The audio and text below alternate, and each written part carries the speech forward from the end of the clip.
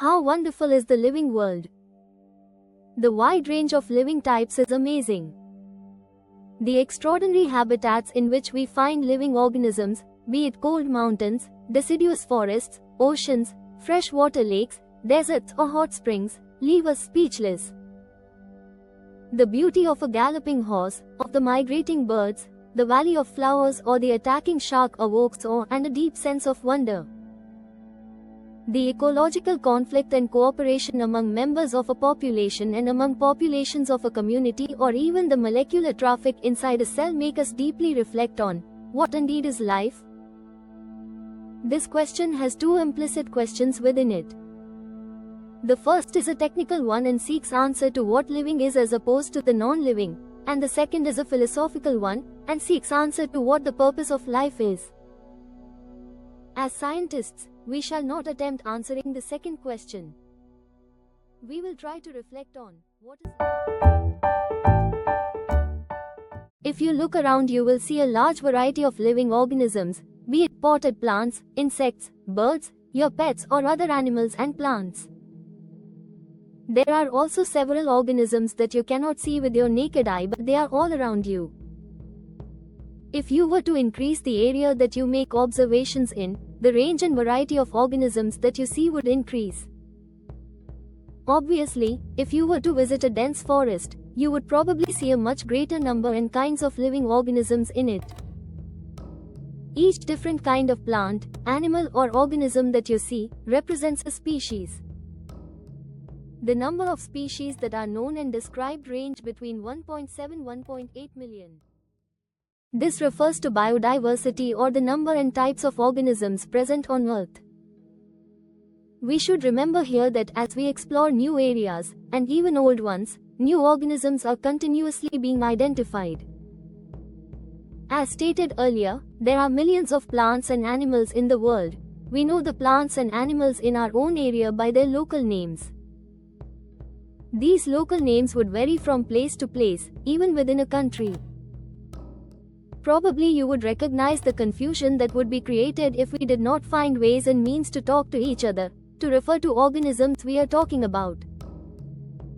Hence, there is a need to standardize the naming of living organisms such that a particular organism is known by the same name all over the world. This process is called nomenclature. Obviously, nomenclature or naming is only possible when the organism is described correctly and we know to what organism the name is attached to. This is identification. In order to facilitate the study, number of scientists have established procedures to assign a scientific name to each known organism. This is acceptable to biologists all over the world. For plants, scientific names are based on agreed principles and criteria, which are provided in International Code for Botanical Nomenclature, ICBN. You may ask, how are animals named? Animal taxonomists have evolved International Code of Zoological Nomenclature, ICZN. The scientific names ensure that each organism has only one name. Description of any organism should enable the people, in any part of the world, to arrive at the same name. They also ensure that such a name has not been used for any other known organism. Biologists follow universally accepted principles to provide scientific names to known organisms. Each name has two components, generic name and the specific epithet. This system of providing a name with two components is called binomial nomenclature. This naming system given by Carolus Linnaeus is being practiced by biologists all over the world. This naming system using a two-word format was found convenient. Let us take the example of mango to understand the way of providing scientific names better. The scientific name of mango is written as Mangifera indica. Let us see how it is a binomial name. In this name, Mangifera represents the genus while indica is a particular species or a specific epithet. Other universal rules of nomenclature are as follows. 1. Biological names are generally in Latin and written in italics. They are Latinized or derived from Latin irrespective of their origin. 2. The first word in a biological name represents the genus while the second component denotes the specific epithet. 3. Both the words in a biological name, when handwritten, are separately underlined or printed in italics to indicate their Latin origin. 4. The first word denoting the genus starts with a capital letter while the specific epithet starts with a small letter. It can be illustrated with the example of Mangifera. Name of the author appears after the specific epithet, i.e., at the end of the biological name and is written in an abbreviated form, e.g., Mangifera indica Linn. It indicates that this species was first described by Linnaeus. Since it is nearly impossible to study all the living organisms, it is necessary to devise some means to make this possible. This process is classification. Classification is the process by which anything is grouped into convenient categories based on some easily observable characters. For example, we easily recognize groups such as plants or animals or dogs, cats or insects. The moment we use any of these terms, we associate certain characters with the organism in that group. What image do you see when you think of a dog? Obviously, each one of us will see dogs and not cats. Now, if we were to think of Alsatians, we know what we're talking about.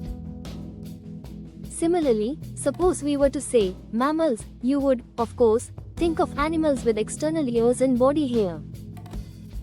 Likewise, in plants, if we try to talk of wheat, the picture in each of our minds will be of wheat plants, not of rice or any other plant. Hence, all these, dogs, cats, mammals, wheat, rice, plants, animals, etc., are convenient categories we use to study organisms. The scientific term for these categories is taxa. Here you must recognize that taxa can indicate categories at very different levels. Plants also form a taxa. Wheat is also a taxa.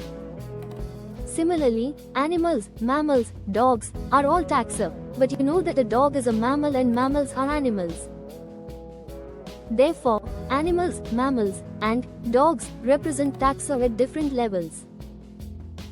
Hence, based on characteristics, all living organisms can be classified into different taxa.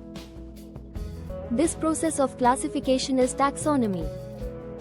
External and internal structure, along with the structure of cell, development process and ecological information of organisms are essential and form the basis of modern taxonomic studies. Hence, characterization, identification, classification and nomenclature are the processes that are basic to taxonomy. Taxonomy is not something new. Human beings have always been interested in knowing more and more about the various kinds of organisms, particularly with reference to their own use. In early days, human beings needed to find sources for their basic needs of food, clothing and shelter. Hence, the earliest classifications were based on the uses of various organisms. Human beings were, since long, not only interested in knowing more about different kinds of organisms and their diversities, but also the relationships among them. This branch of study was referred to as systematics. The word systematics is derived from the Latin word systema, which means systematic arrangement of organisms. Linnaeus used Systema Naturae as the title of his publication. The scope of systematics was later enlarged to include identification, nomenclature and classification. Systematics takes into account evolutionary relationships between 1.2 taxonomic categories. Classification is not a single-step process but involves hierarchy of steps in which each step represents a rank or category. Since the category is the part of overall taxonomic arrangement, it is called the taxonomic category and all categories together constitute the taxonomic hierarchy. Each category, referred to as a unit of classification, in fact, represents a rank and is commonly termed as taxon, plural, taxa. Taxonomic categories and hierarchy can be illustrated by an example. Insects represent a group of organisms sharing common features like 3 pairs of jointed legs. It means insects are recognizable concrete objects which can be classified, and thus were given a rank or category.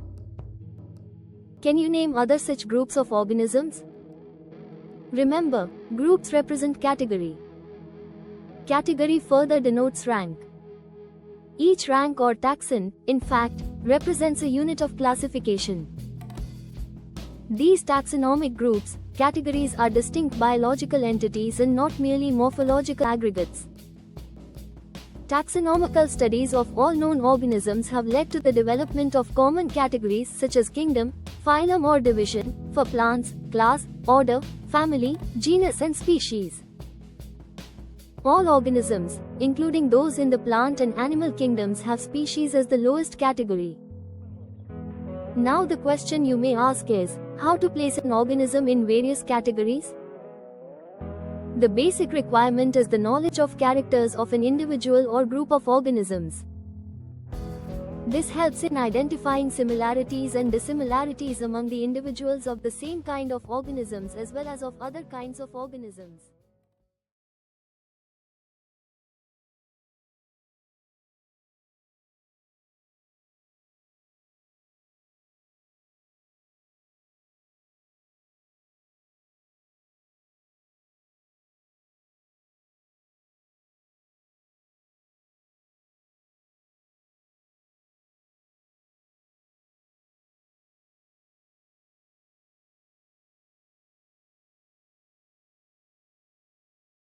One point 2.1 Species taxonomic studies consider a group of individual organisms with fundamental similarities as a species.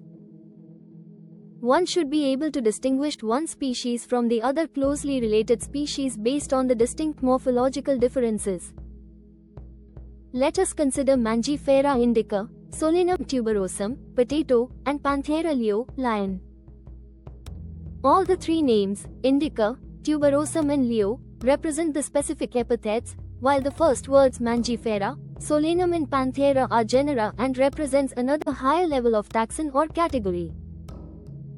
Each genus may have one or more than one specific epithets representing different organisms, but having morphological similarities. For example, Panthera has another specific epithet called tigress and Solanum includes species like Nigrum and Melangina. Human beings belong to the species Sapiens, which is grouped in the genus Homo. The scientific name thus, for human being, is written as Homo sapiens.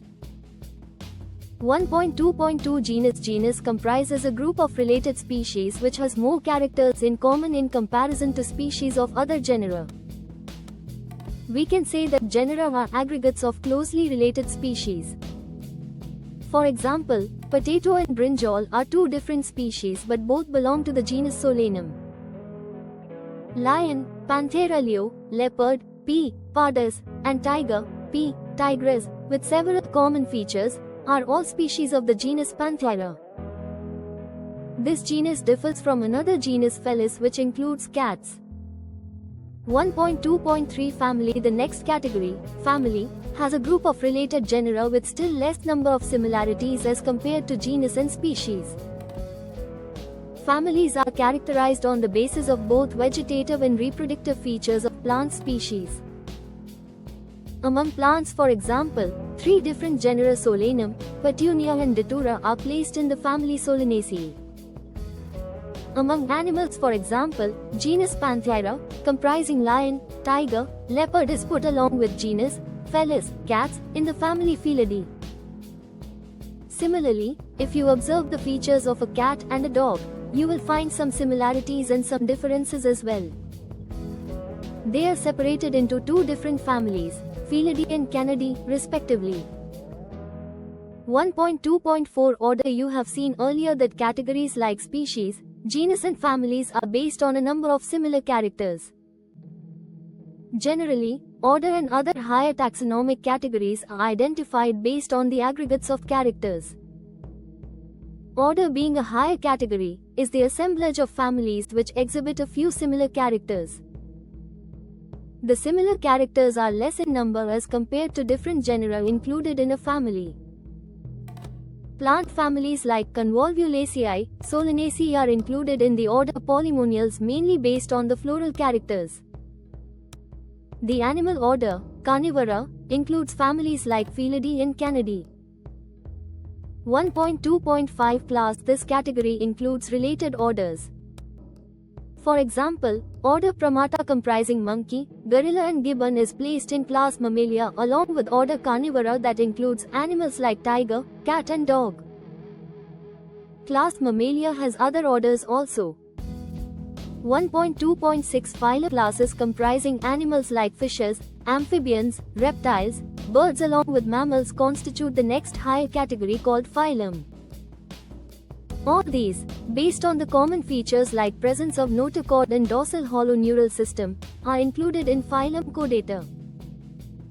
In case of plants, classes with a few similar characters are assigned to a higher category called division. 1.2.7 Kingdom. All animals belonging to various phyla are assigned to the highest category called Kingdom Animalia in the classification system of animals. The kingdom Plantae, on the other hand, is distinct and comprises all plants from various divisions. Henceforth, we will refer to these two groups as animal and plant kingdoms. The taxonomic categories from species to kingdom have been shown in ascending order starting with species in figure 1.1. These are broad categories. However, taxonomists have also developed subcategories in this hierarchy to facilitate more sound and scientific placement of various taxa. Look at the hierarchy in figure 1.1. Can you recall the basis of arrangement? Say, for example, as we go higher from species to kingdom, the number of common characteristics goes on decreasing. Lower the taxa, more are the characteristics that the members within the taxon share. Higher the category, greater is the difficulty of determining the relationship to other taxa at the same level. Hence, the problem of classification becomes more complex.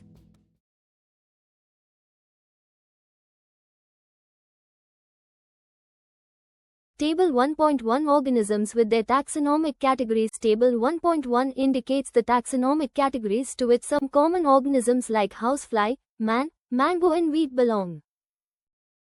Kingdom right pointing arrow phylum, division right pointing arrow class right pointing arrow order right pointing arrow family right pointing arrow genus right pointing arrow species. Trick to remember Kalpapachai order free ghar se cal right pointing arrow kingdom papa right pointing arrow phylum chai right pointing arrow class order right pointing arrow order free right pointing arrow family ghar right pointing arrow genus say right pointing arrow species hai person standing man human biological name Homo sapiens genus Homo family, Hominidae order, Primata class, Mammalia phylum, Chordata. Key need points. Human equals Mammalia, hair, mammary glands, Chordata equals backbone present, Primata equals advanced brain, grasping hands fly housefly biological name, Musca domestica genus, Musca family, Muscidae order, Diptera class, Insecta phylum, Arthropoda. Key need points. Diptera equals 8 pair wings, D equals 2, Insecta equals 3 pairs of legs.